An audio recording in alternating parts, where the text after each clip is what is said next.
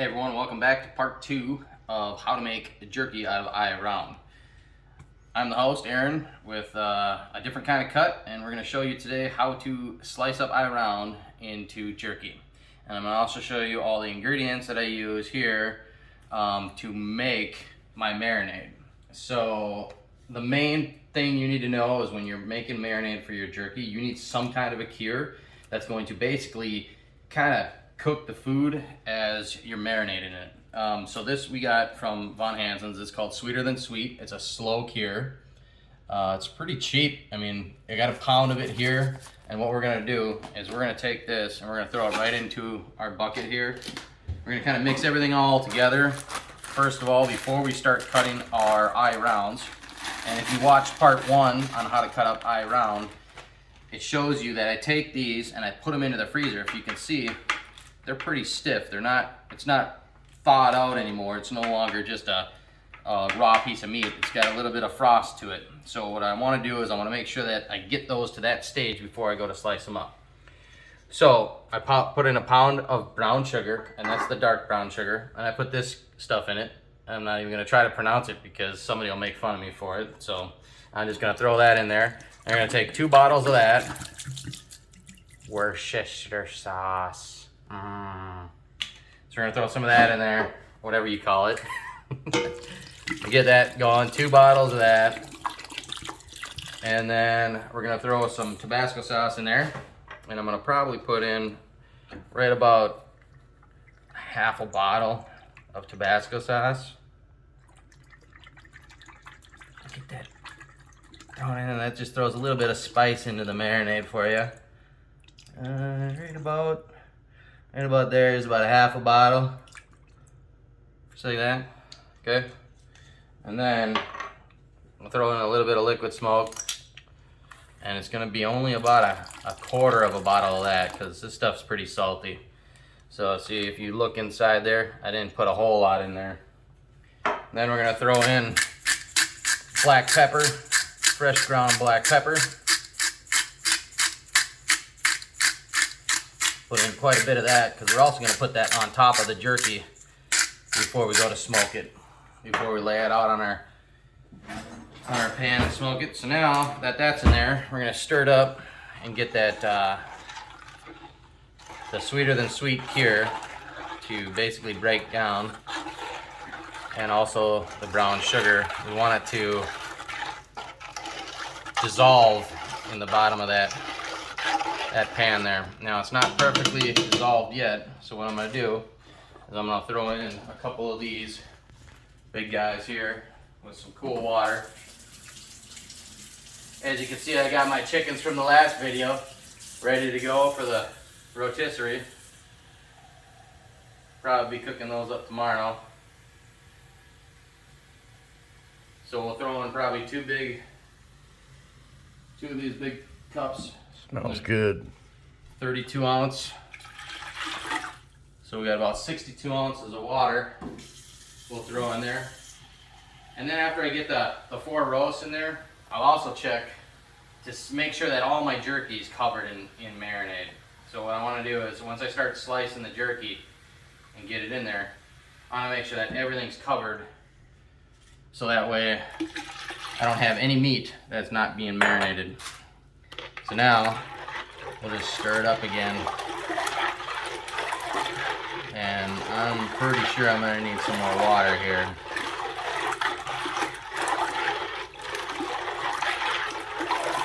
So this is almost the exact same marinade that you would get if you were to get Von Hansen's jerky, except for they use molasses. And I honestly forgot to pick up molasses today, so we'll be going without it. Now what you want to do is you want to just kind of feel inside there to make sure that everything is dissolved. And it feels like it's pretty much dissolved. All the sugar that was in the bottom is pretty much mixed in with the water. You can feel a little bit of granules of sugar on there, but not too much. Okay, so now that that's done, I have to get my apron on because we're going to be slicing this on this slicer that I picked up here. So this slicer I picked up off of eBay, and I believe it ran for $350, but it claimed to be commercial grade. And I've never used one, you know, off of eBay before, but I looked and it's a 12-inch slicer, and for the most part, it's pretty much identical to the ones that they have at, you know, like Sam's Club or, you know, Von Hansen's County Market, Cub Foods, except for it's not an automatic slicer. So it's just spring loaded, you know, it basically just helps you go back and forth. But it is a 12-inch blade. It does have its own cutting, you know, your own sharpener. So this piece here comes off. Let's see, tightened it a little too tight. So this piece comes off, right? And if you look at it, oops. I don't think that's supposed to come off the top there. Anyways, it comes off right here. So that piece comes off just like that, and these are the two sharpening stones that sharpens it. So what happens is it goes on here just like that, tightens down, you turn the blade on, and then you just press these two buttons here, and they press up against the blade, and it will actually sharpen it as it's sitting there turning. So I don't know if you can see that in there or not, but those will actually sharpen the blade as it's turning. So it also comes with a removable arm here. So this piece comes off and it makes it easy to clean. So you just twist this guy off here, just like that. Then you can throw that right in your dishwasher or whatever, clean that up. And then this piece also comes off as well. So you just twist this little handle back here. Okay. Just give it a push. And this whole piece comes right off.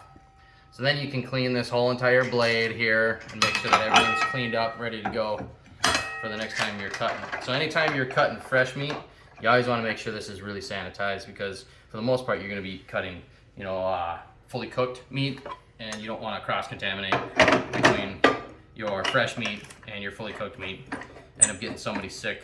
So you want to make sure it's cleaned really well before you go and start up your next slicing. So if you come around here, bring the camera over to this side, and I'll show you kind of how this all works. So on the slicer here, it actually drops down this whole plate, and it reveals the cutting edge, which is really sharp. So you want to make sure that anytime you're cleaning this, that cutting edge is not exposed. You want to bring this back down to 0, and then you can go ahead and clean it, because otherwise if you get your finger on that when you're cleaning it, you end up chopping your finger off. It's got an on-off button right here. The light shows you it's on. You can see that the blade's spinning. You just keep your fingers away from the blade. Just like that. Super sharp. It'll pretty much cut through anything. I mean, obviously probably not bone, but it'll definitely take your fingers off. So now what we're gonna do is we're gonna set this guide for jerky. Okay? So we're gonna set it at roughly, let's say roughly 5 is what I wanna set it at. And if you take a look and see where we're sitting, it's probably about a little more than 1/8 of an inch. And the way that we're gonna get the good cut for that is these things have to be partially frozen. So these eye rounds have to be partially frozen in order to get a nice good cut. And what I'm gonna do is I'm gonna cut this flat side here. I'm gonna take the cut side and I'm gonna put it up against the house here. And we're gonna just kind of hold it down like that, turn it on, and as we're slicing, we're gonna be catching the meat on the other side. So for every slice that we make, we're just gonna catch the meat on the other side. Now see, take a look at this. Perfectly good beef jerky slices. So we're gonna take that, we're gonna cut them all the way down, and we're gonna put them in our marinade. So you see how I'm pulling the meat through as you go. This is not the first time I've used this slicer. I mean, it's I've used it quite a bit already on cheese. I've used it on lettuce. I've used it on onions, tomatoes. I've used it on lunch meat. And man, having a slicer like this is definitely gonna save you some money, because you can buy cheese and lunch meat for $3.99 a pound instead of $15.99 a pound. Like Von Hansen's charges you $15.99 a pound for their sliced roast beef, boar's head. $15.99 a pound. It's kind of crazy. That's a lot of money.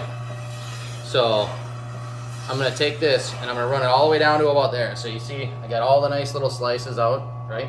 But I want to keep slicing that, so I'm gonna leave that in there, just like that, up against the fence there.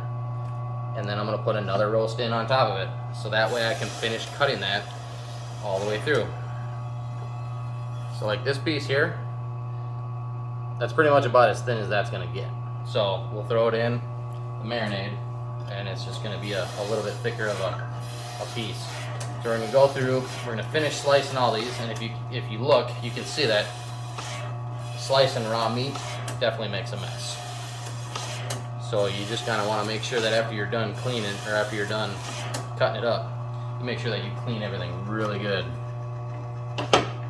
The floor, the counter, the slicer, your clothes, because it does kind of throw stuff everywhere. But it helps getting your perfectly sliced pieces of jerky if you're going to be making jerky.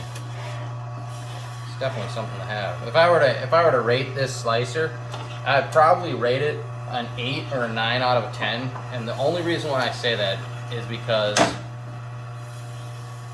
the gauge on how thick or thin that you can slice over here, this gauge where I showed you can turn it to 5, the dial, it's pretty rough. It doesn't want to slide very smooth. So they could probably work a little bit more on that, figuring out how to make that slide a little bit better when you're turning your plate up and down. It's kind of hard, it's a little stiff, but otherwise I'd say this thing works just as good as a commercial slicer. So if you notice, I kind of had my finger in here. You don't want to have your finger in there and close to the blade, but I have it in there so that way I'm holding my meat back, and when I get closer to the end, I just take my finger out. You just always have to watch where your fingers are at when it comes to these slices, because they are dangerous and they will slice your fingertip right off. So on to our last one now. We'll get that guy in there. See my fingers there again. So I'm gonna go like this. It wants to slide off on us. Yeah, figured that would happen. Okay. Probably gonna do it again. Yep. Okay. I got a couple more slices to do on that guy. Does not want to stay on there. That usually doesn't happen. Usually you can get a few of them, but this one's pretty solid. It's like almost frozen, so I think that's the reason why it's doing that. Okay, so we got one more roast here to slice up. I believe I had roughly 10 pounds of jerky or 10 pounds of roast when I first started, and what we'll probably end up with probably close to 5 to 7 pounds of jerky when it's all dried out. But what I'm going to do is I'm actually going to take this jerky, I'm going to turn it into regular jerky, which is the marinade that I have in there, but then I'm also going to do a Cajun jerky. And I'll show you guys later in the third video of when I'm actually smoking this stuff up, and I'll show you how I turn this into Cajun jerky. So now the next important thing is obviously shut that off, bring it back to home. That's pretty important, just so nobody cuts themselves. Okay, and then I want to split up all my pieces of meat in here, because if they're not split, the marinade won't get in between. So you have to kind of split them like that and push them down in there. Otherwise, see that? The marinade doesn't get down into that meat. So what I'll do is I'll take this, I'll let it sit for about 3 days. I'll let it sit in this marinade, and then I'll take it and I'll mix it all up again. And I'll split the meat, so that way the marinade goes into everything. And then I will also make another video on how to put it on your racking system, onto your smoker, and show you guys the easiest way to smoke this stuff. I just have an electric smoker. It works really good.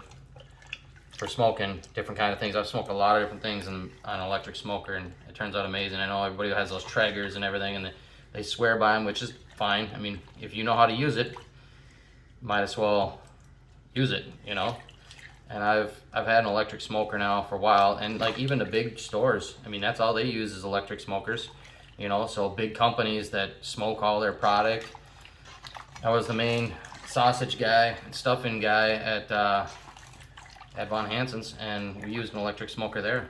So you can get really good quality product out of an electric smoker, even though there's some people that say you can't. I know you can. So I've done it, and that is pretty much it for getting my jerky ready. Now, like I said, 3 or 4 days, let this stuff soak 3 or 4 days, come back, we will mix it all up again, and you'll notice that the meat right now is pretty pink. You can kind of see it's almost like a purple color.